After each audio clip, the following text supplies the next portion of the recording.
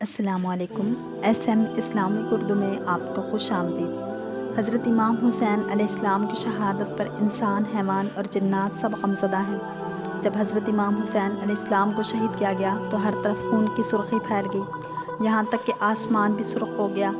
تمام پرندوں میں سے الو وہ پرندہ ہے جس کو حضرت امام حسین علیہ السلام کی شہادت کا بہت غم ہوا، اور اس پرندے نے انسانوں سے ناطہ توڑ دیا۔ یہ بے زبان پرندہ بھی اتنا سمجھتا ہے کہ حضرت امام حسین علیہ السلام وہ ہیں جو اللہ کے نبی حضرت محمد صلی اللہ علیہ وآلہ وسلم کی گود میں کھیل کر بڑے ہوئے، جو جنت میں نوجوانوں کے سردار ہیں۔ ایک بے زبان پرندہ یہ بات سمجھتا ہے، پر افسوس انسان نما جانور یہ بات نہ سمجھ سکے۔ جب سے حضرت امام حسین علیہ السلام کی شہادت ہوئی تب سے الو نے آبادی میں رہنا چھوڑ دیا اور ویرانی میں رہنا شروع کر دیا۔ الو صرف رات میں باہر نکلتا ہے، دن کو وہ بس تنہا ویران جگہ پر رہتا ہے۔ جب حضرت امام حسین علیہ السلام کو شہید کیا گیا تو الو نے قسم کھا لی کہ اب کبھی وہ آبادی میں نہیں رہے گا بلکہ تنہا ویران جگہ پر رہے گا، اور اب الو رات پر غمگین رہتا ہے یہاں تک کہ صبح ہو جاتی ہے۔ حضرت امام حسین علیہ السلام کی شہادت سے پہلے الو آبادی میں رہتے تھے، اور جب بھی کوئی کھانا کھاتا تو الو بھی پاس آ کر بیٹھ جاتے اور لوگ اسے بھی کھانا ڈال دیتے اور پانی بھی ڈال دیتے تھے، اور وہ کھا پی کر اپنی جگہ واپس چلے جاتے تھے۔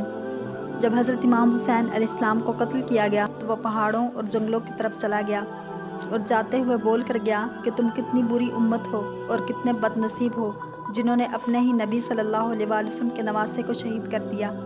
پھر میں تو ایک پرندہ ہوں، تم سب میرا کیا اچھا سوچو گے؟ بہتر ہے میں اپنی حفاظت خود کروں۔ اور یہ بول کر وہ چلا گیا۔